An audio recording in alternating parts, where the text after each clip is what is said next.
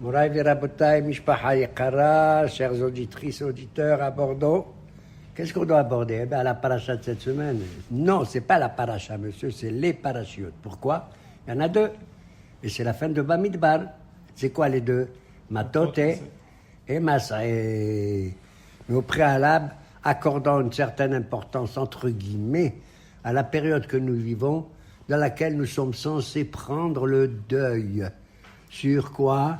Sur le veau d'or, c'est le 17 Tammuz. Et les Meraglim, les explorateurs, ce sont des rateurs d'exploits qui, à cause d'eux, on n'est pas rentré tout de suite en Eretz Israël. Comme je l'avais dit, cette période de deuil, moi je veux en parler très rapidement, comme un clin d'œil, non? N'est-ce pas? Oui, je préfère un clin d'œil qu'un deuil. Bon, ces 21 jours, je l'avais déjà exprimé entre 17 Tammuz et le 9 Av, Nachon. Rappelons d'ailleurs que au Rosh Chodesh du mois de Av, qu'on appelle Menahem Av, Nachon, c'est qui est mort. Le seul personnage qu'on donne la date de sa mort, c'est Aaron. Myriam, il est mort quand? Le premier jour du mois de Av, Nachon. C'est écrit dans la Torah. Okay. Myriam, on sait qu'elle est morte le mois de Nissan, mais on ne connaît pas quel jour, la pauvre. Elle est morte la première, après Aaron, dans la paracha de Hukat. Il y en a un, il est mort, on ne sait pas quand, mais d'après la tradition, il serait mort le 7 Adar. C'est Moshe Rabbeinu, Alav Shalom. Nachon, à partir du moment où il va écrire le livre de Devarim, 5e livre du Chumash, il a dit que pendant 37 jours, il va parler Devarim, et c'est à la fin. Donc, depuis Elul jusqu'à... qu'est-ce que je raconte? Jusqu'au mois de Hadar, il y a exactement 37 jours. Ab Elul. D'accord? Bon. Eh bien, ces 21 jours, on a déjà évoqué à quoi ils correspondent, à ce que le prophète déjà Jérémie a dit, Yermia, au chapitre 1 dont on a lu déjà l'Haftara, qu'il avait vu un jour, le bon Dieu lui dit, qu'est-ce que tu vois, mon cher prophète? Eh bien, je vois une branche d'amandier. Il a dit, pourquoi amandier? Parce que c'est le premier arbre, le seul, qui donne les fruits très rapidement. Dans combien de temps? En 21 jours. De là, qui a nichoqué dans le Devari la Asoto. Tu as vu des amandiers, moi je vais être prévoyant pour faire ce que j'ai à faire. Hélas, contre le peuple juif, pour ainsi dire. Hein? C'est cette période des 21 jours de deuil que nous faisons. Nachon, le pauvre Yirmiyahu,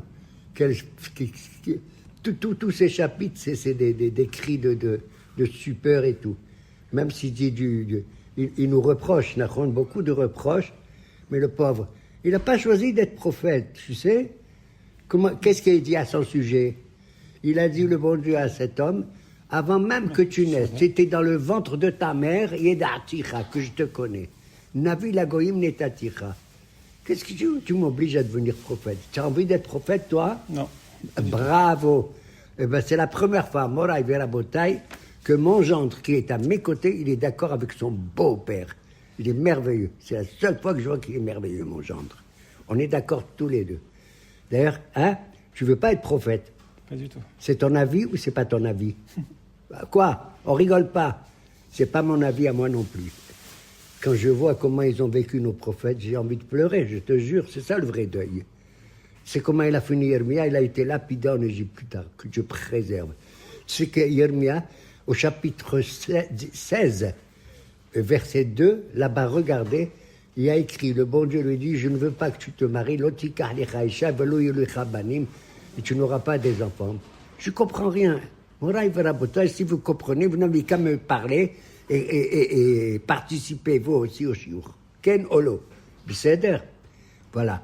C'est pareil pour Ishaïa, comment il a fini.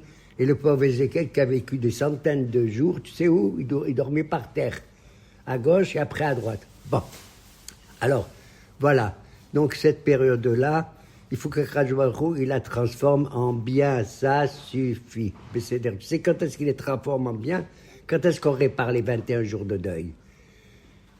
Il y a également 21 jours magnifiques entre Rosh Hashanah et Hoshana Rabbah.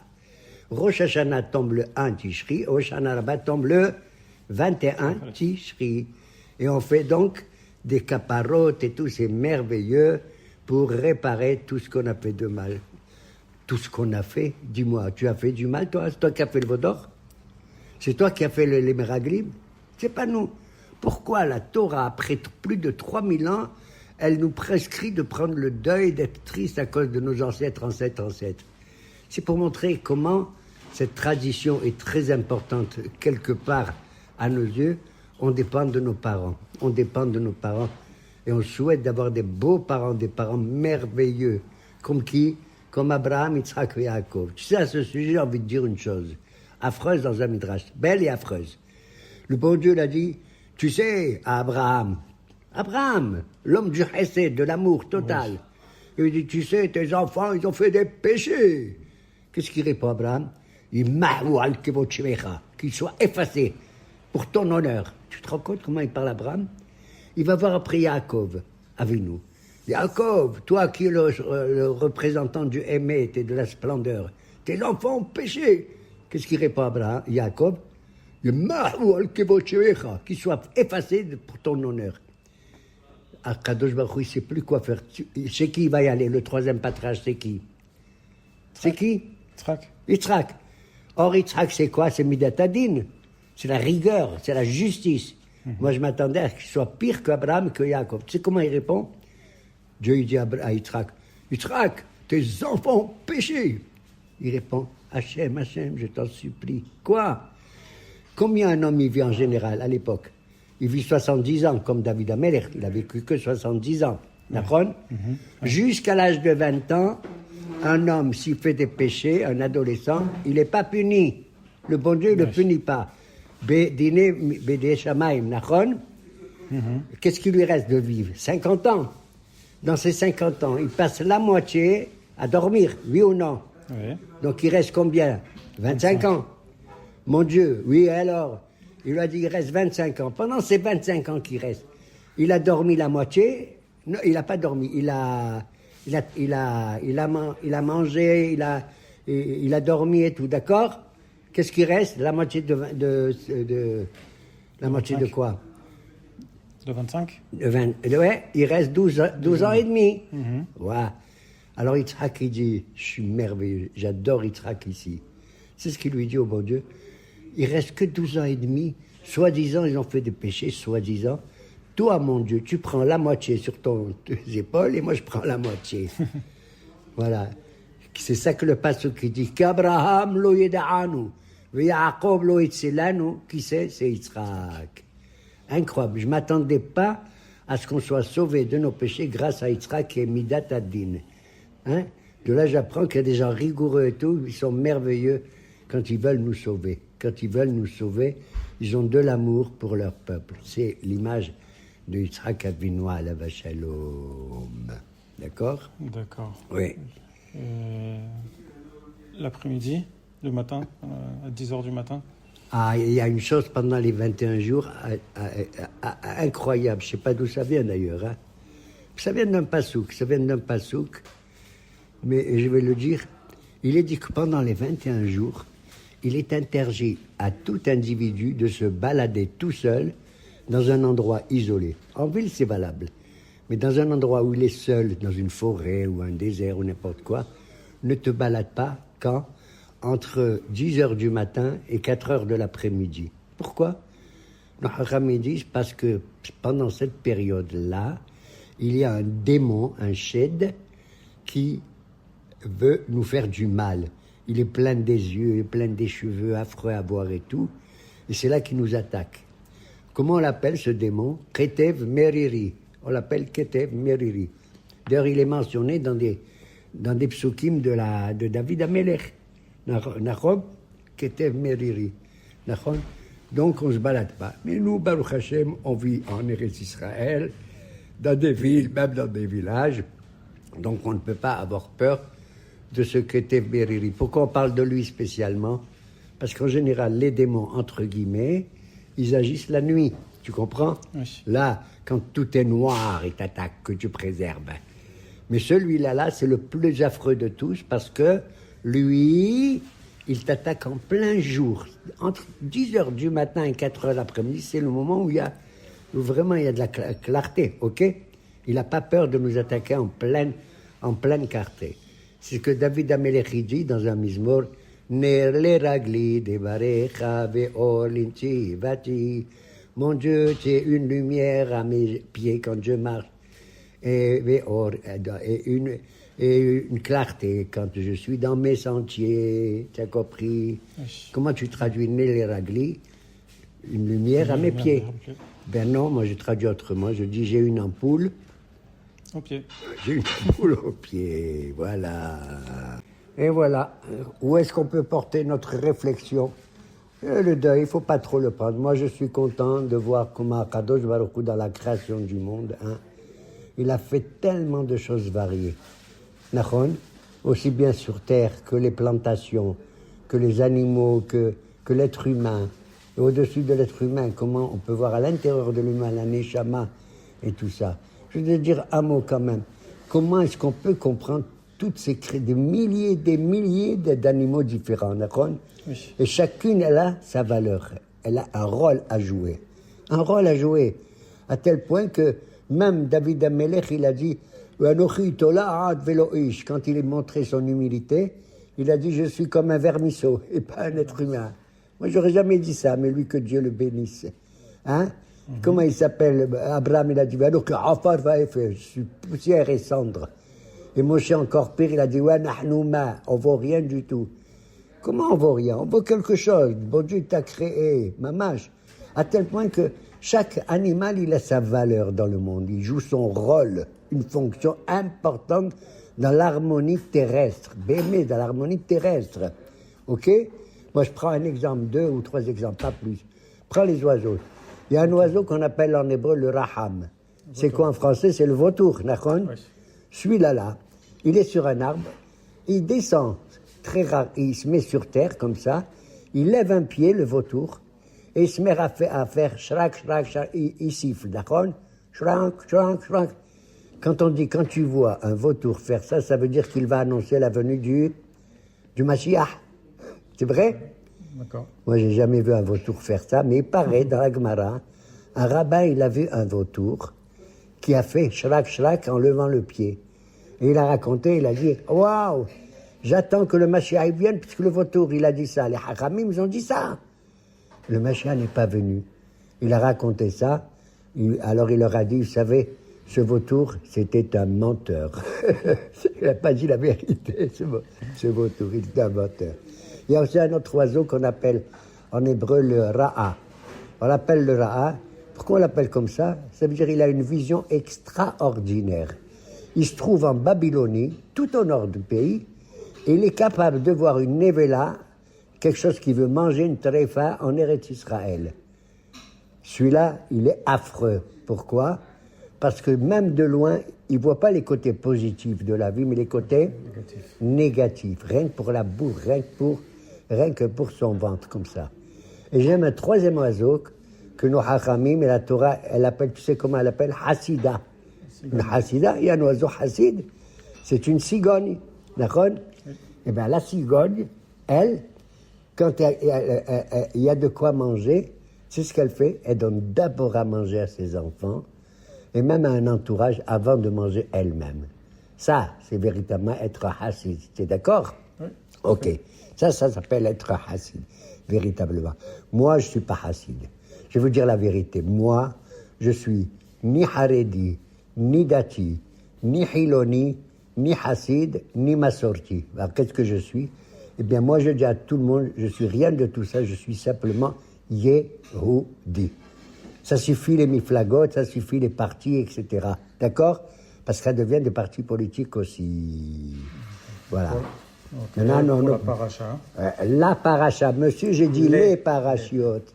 On finit le livre de Bamidbar avec Matot et Masré. Un jour, le Rav Ovadia, Zichrono Libracha, c'était la période de Matot et Masré, les deux parachiotes en même temps. Il avait un Hazan plus ou moins chacun, hein, tu vois ce que je veux dire, hein? Je ne critique pas, mais plus ou moins. Il lui a dit, tu vas lire les parachutes. Il lui a dit, oui, monsieur le rabbin. Alors il lui a dit, tu vas lire Matos, Masré. Matos, ça veut dire quoi? L'avion. Lis rapidement, hein, ne sois pas lourdeau. Mais ça pour rabbin. Alors, la paracha de Matot, elle commence à dire Zé, d'abord, voici la chose essentielle. À chaque fois que tu vois écrit Zé, c'est plus important que Ko Amar Hashem, d'accord? Zé, tu pointes du doigt. C'est une chose tout à fait claire et compréhensible. C'est la chose que je te demande, Moshe, d'enseigner. Si quelqu'un, il se permet de faire un vœu, Neder, où il jure, il fait une sheboa, je fais le vœu, par exemple, d'aller à tel endroit, où je jure que je vais manger dans ce restaurant et pas un autre, etc. Ça besoin de faire un vœu. Il ajoute quelque chose à la Torah. On a déjà 613 commandements. Qu'est-ce que tu as besoin d'ajouter? A-t-on le droit ou non? Eh bien, Hacham dit, il a le droit. Et tu sais, il y a des gens comme ça. Ça ne leur suffit pas, les 613 mitzvot de la Torah, les Tariag. Torah Rabbi Yaakov Gedge, ça ne leur suffit pas. Et ils veulent ajouter, pas parce qu'ils éprouvent ça pour maîtriser quelques pulsions qu'ils ont en eux peut-être. Je jure que je vais manger que des tomates ou que je ne mange pas les tomates et tout. C'est que la vérité, c'est comme s'il ajoute une mitzvah supplémentaire. T'as compris? C'est le sens du mot neder. Et quand il fait la shébera, je jure que je ne vais pas te voir, je jure ceci négativement. C'est pas bon non plus, d'accord? Quelle est la différence entre un neder et une shébera? Le neder, c'est quelque chose de merveilleux, entre guillemets, parce que tu touches. Tu sais qu'il y a 10 sphérotes selon les Mekoubalim, 10 sphères. Oui. Les 3 premières en haut, c'est les plus sacrés. C'est Chokhmah, Bina, Da'at, comme ils disent les Chabad. D'accord? Ok? Un neder, c'est Nundar. Nun, c'est 50, ça veut dire il veut atteindre le 50e degré de la Tahara. Tu entends? Que Moshe n'a pas pu trouver tout de suite. D'accord? Il est arrivé à 49. Voilà. Alors, Nunder, Neder. Moi, quand ma maman, Zichron Bracha, elle voyait que j'avais mal ou n'importe quoi, elle disait Ndour Alik. En arabe, c'est comme Neder. Je fais le vœu de m'occuper de toi. Ndour Alik. OK? Par contre, la Sheboura, ça vient du mot Sheva. C'est les 7 sphirotes inférieures. C'est moins important que le Neder. Mais néanmoins, il vaut mieux ne pas faire ni Neder ni Sheboura. C'est comme si tu ajoutes ou tu retranches quelque chose de la Torah. D'accord? Et si un homme il fait un vœu, alors il faut qu'il fasse Atarat Nedarim, il faut qu'il fasse une prière pour annuler le vœu qu'il a fait parce qu'il ne peut pas le réaliser. Et nous, on fait quand surtout, une fois par an, au moins, c'est la veille de Kippour. La bravo, incroyable, un gendre aussi merveilleux que ça. C'est la veille de Kippour où on chante Kol Nidre Vesare Oshbore, tous les serments qu'on a fait, l'année dorée, il ne vaut rien du tout. T'as compris? On fait le Kol Nidre comme ça, avant la fête de Kippour. Et les femmes? Les femmes, interdit. Une femme, elle peut faire un vœu, mais si son mari, elle est mariée, si son mari, il entend qu'elle fait un vœu qui risque de la perturber, mais elle ne se rend pas compte. Tu sais, les femmes, elles aiment faire les vœux, je te jure. Ne le dis pas aux femmes, hein. Ne leur dis pas. Elles aiment aller au-delà de leur force, au-delà de leurs possibilités. Alors, elles aiment faire les vœux d'après certains. Et bien, si le mari voit qu'elle fait un vœu qui risque de porter préjudice à sa santé ou à sa démarche, il a le droit, immédiatement, le jour où il entend le vœu, de l'annuler. De l'annuler totalement. Et c'est pareil, une jeune fille, elle n'est pas mariée, mais elle vit avec son père. Il entend son papa qu'elle fait un vœu, la jeune fille, il l'annule également. C'est tout. Maintenant, si cette femme, elle est, la pauvre, elle vit toute seule, ou elle est veuve, ou elle, hein, d'accord? Elle est toute seule, il n'y a personne. Elle fait un vœu, elle est obligée de le faire et de le réaliser. Et si elle ne veut pas, elle s'adresse à 3 haramim qui lui font Atarat Nedarim. Voilà. Donc, c'est comme ça que commence la paracha de Matot. Ouais, oui. Et ensuite, on a la guerre avec Midian. Et le bon Dieu, il dit brusquement à Moshe Rabbeinu, Moshe, Nekom Nikbat Bene Israël Me et Midianim. Je veux que tu venges la plaie que les Midianites ils ont fait à mon peuple Israël. Fais la guerre contre les Midianites. Moshe dit ok. Il parle aux Juifs. Qu'est-ce qu'il dit Moshe? Nekom Nikmat Hashem. On va faire la vengeance du bon Dieu. Le bon Dieu dit c'est la vengeance du peuple. Et toi tu dis la vengeance du bon Dieu. C'est merveilleux, je trouve ça beau. il s'est rendu compte que Akadosh Baruch Hu, il souffre entre guillemets de voir que nous, on n'est pas bien. À cause des Midianites, il y a eu l'affaire de Cosbi Batsour et de Zimri Ben Salou Nachon, à Chittim et à Avklashtout qu'ils ont fait, que Pinhas est intervenu. D'ailleurs, Pinhas va conduire cette guerre avec El-Hazar aussi. Pinhas, t'as compris? Ils font la guerre et le bon Dieu lui dit, tu vas faire la guerre, Moshe, et après, et après la guerre, tu vas mourir. Moi, si on me dit ça, ben, je ne fais pas la guerre. Oui ou non? Bah oui. Et le pauvre Moshe, il a dit, oui, je fais la guerre. Oui, mais je ne la fais pas moi-même. Je vais envoyer 1000 soldats par tribu. Moi, je ne vais pas y aller. D'habitude, je fais la guerre. Et, tu te rends compte, Moshe? Il est mieux que tous les Harédis et tous les Datis du monde. Lui, il fait la guerre. Nahon, il a fait la guerre contre Sihon, Milcha Emori, et contre Og, Milcha Bashan. Mais cette fois-ci, il a dit, je ne veux pas faire, je vous envoie à vous, mes chers soldats. Pourquoi? Il a eu de la peine pour Midian. C'est là-bas qu'il a été élevé, tu te rends compte? Quand il a quitté l'Égypte, il avait 20 ans, jusqu'à l'âge de 80 ans, il était en Midian. Tu as compris? C'est là-bas qu'il a épousé la Tzipora, la fille de Yitro, et toute sa science, sa psychologie, sa philosophie, sa religion et toutes ses idées viennent de Midian, viennent de Yitro, tu te rends compte? Voilà pourquoi j'ai de la peine. Moi, je ne veux pas attaquer Midian direct, mais il mérite qu'on les attaque. Mais moi, je ne veux pas le faire. Tu as compris? Je ne suis pas Kfouy Toba vers le pays ou la nation chez qui j'ai appris un tas de choses. Ils les envoient et ils font tous la guerre. Ils reviennent très peu de temps après. Ils ont gagné les Midianim. Ils reviennent avec beaucoup de prisonniers, hommes et femmes. Moshe se met en colère. Waouh, qu'est-ce que c'est ça? D'abord, ne rentrez pas dans le camp. Restez dehors parce que vous êtes tamés. Vous avez tué des gens. Vous êtes mime. Il faut qu'on vous fasse l'aspersion de la paradouma le 3e ou le 7e jour. Hein? Oui. Il se met en colère contre les soldats. Il se met en colère parce qu'ils n'ont pas tué tout le monde. Il leur a dit, vous devez annuler tous les gens, sauf les enfants petits. Et c'est ce qu'ils ont fait.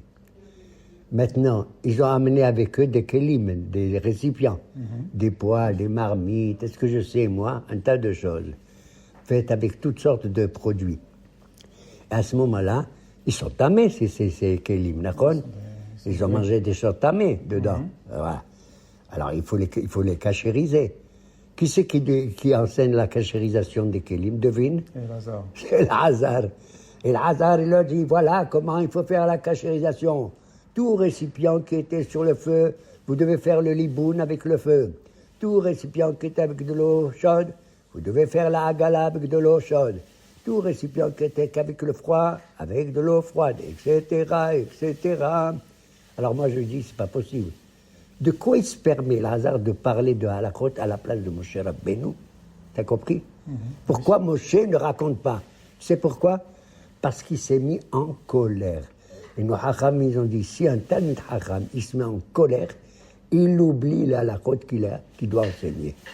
Et c'est ce qui est arrivé à Moshe. Il s'est mis en colère et il a oublié. Incroyable, hein? Bémet. Donc moi, je ne me mets pas en colère. Et si j'oublie des choses, c'est parce que je suis en colère au-dedans de moi-même. Je ne veux pas le montrer aux auditeurs, tu comprends? Moi, je suis très calme, je suis très prévoyant et tout. Et donc, c'est la guerre contre les Midianites. Il n'était pas Kfouy Toba, Moshe Rabbeinu. Ensuite, on a ma parachat Massé. La deuxième parachia, oh là là, c'est la dernière. Masrei, qu'est-ce que ça veut dire, Masrei? Les étapes. C'est-à-dire que Moshe rappelle toutes les étapes qu'on a traversées jusqu'à l'entrée d'Eretz Israël, depuis la sortie d'Égypte. Il leur dit, vous êtes sortis d'Égypte, de la ville qui s'appelle Ramsès, vous êtes arrivés dans un deuxième endroit qui s'appelle Sukkot, ensuite vous êtes arrivés à Elima, à Dovchaim, à Giblataim, etc. Pourquoi, Moshe, tu rappelles où on est passé dans les étapes du désert? On le sait, oui ou non? Oui. Quel intérêt ça a? Quel intérêt ça a? En vérité, Moshe voulait faire des reproches au peuple d'Israël. Leur dit à tel endroit, vous vous rappelez, vous avez fait ça, vous n'avez pas cru au bon Dieu, vous avez fait vu le vaudor, vous avez fait ça, vous avez fait ça. Mais au lieu de dire vous avez fait ça et ça, il cite les noms, tu comprends? Et chacun, quand on lui rappelle telle et telle étape, il se rappelle s'il s'est bien conduit ou il s'est mal conduit. C'est comme un père, dit le Machal, il est avec son fils et il voyage avec son fils à telle étape. Papa, j'ai mal au ventre. Bon, on marche encore un peu. Papa, j'ai mal aux pieds. Bon, papa, j'ai mal à la tête. Et à chaque étape, il a mal, il se plaint. Papa, j'ai pas mangé, tu m'as pas donné. Papa. Bon, il dit, c'est comme ça, on va voir un médecin spécialiste, et puis c'est tout, il va te guérir. Ils vont voir le médecin, ça y est, il est guéri, l'enfant il est très bien, et il retourne à l'endroit d'où il vient, d'accord? Et le papa, qu'est-ce qu'il dit à son fils? Mon fils, tu te rappelles là que ça dit? Tu te rappelles ici qu'il savait? Tu te rappelles ici, tu avais mal à la tête, tu avais ceci. Alors, quand on souffre de quelque chose et qu'on est guéri, il faut remercier le bon Dieu de toutes les souffrances qu'on a eues dans notre vie. Et c'est comme ça qu'Hachem, si tu avais mal à la tête, tu n'auras plus mal à la tête de toute ta vie. Tu as compris? Donc ne me casse pas la tête, toi, maintenant. D'accord? Voilà. C'est la paracha de Massaï, où on voit qu'à la fin, presque à la fin, oui, à la fin, il y a deux tribus, avant d'entrer en Israël, ils disent, oh, Moshe, on ne rentre pas en Israël direct, on reste au côté oriental du Jourdain, en Transjordanie. Moshe a dit, qui c'est ça? C'est les deux tribus qui s'appellent Gad et Réhouven. Oui, on reste ici, regarde, c'est verdoyant, on a plein de troupeaux et tout. Ça va pas, Moshe se met en colère là aussi. Il se met en colère contre eux. Vous n'avez pas honte. Vous laissez les 10 tribus faire la guerre pour la conquête et vous non. Mais il a dit, Moshe, arrête. Bien sûr qu'on fait la guerre. On laisse nos enfants ici. On laisse notre troupeau ici, les femmes et tout. On fait la guerre avec vous. Et nous, on va faire la guerre plus que les autres. Je lui dis pourquoi? Parce qu'une fois qu'ils font la conquête de leur territoire, ils s'installent et c'est fini. Mais nous, on reste 14 ans. C'est quoi les 14 ans? 7 ans de la conquête, plus 7 ans de la répartition du territoire pour les tribus d'Israël. Waouh! Vous êtes merveilleux. Yératson, que beaucoup de Juifs soient comme ça, mamash, merveilleux. Et on finit en citant, même si ça fait de la peine, la Haftara qu'on va lire cette semaine. C'est quoi la Haftara? Chapitre 2. Chapitre 2. C'est marrant parce que le premier chapitre qu'on a lu, c'est Dibrei Yirmiyahu. D'accord? Les paroles de Jérémie. Le deuxième, c'est ce Shabbat, c'est Shimao, écoutez. Et le troisième, avant Tchabeb, tu sais c'est quoi? Hazon. Et ça rappelle quoi? Il faut purifier. Le Dibrei, c'est quoi Dibrei? D'où ça sort les paroles? La bouche. De la bouche. Après, il faut purifier tout ce qui sort de Shimao, c'est quoi? Les oreilles. Les oreilles. Et troisième, il faut purifier ce qui sort de Hazon, les yeux. Yératson Kachem, il nous donne des bons yeux, des bonnes oreilles et des bonnes bouches pour que nous effacions ces 21 jours affreux de toute notre histoire. Et qu'Akadosh Baruch Hu, moi je te dis, mon Dieu Hachem, tu parles du troisième temple, mais c'est toi qui as dit que le troisième temple il doit descendre du ciel, tout près. Et nous on mettra que les photos, puis c'est terminé, ok? Ok? Alors faites, mon Dieu, descendre le troisième baït à Mikdash dans Eretz Israël, à Yerushalayim, et moi dans ma maison, j'enlève. Tu sais qu'il y a une mitzvah, je conclus. Quand tu ouvres ta porte, dans le mur en face de ta porte, on doit faire ce qu'on appelle une hama à la hama. On ne doit pas faire une maison entièrement bien peinte, bien faite. Il faut faire une coudée sur une coudée, pas complète. D'accord? C'est quoi une hein? On laisse sans la peinture. On ne fait pas la peinture. Une hama sur une hama, au moins 80 cm sur 80 cm. Yératson, j'espère que très prochainement, je vais peindre quand même, mettre cette hama sur hama. Shalom Alechem Moraï Verabotaï.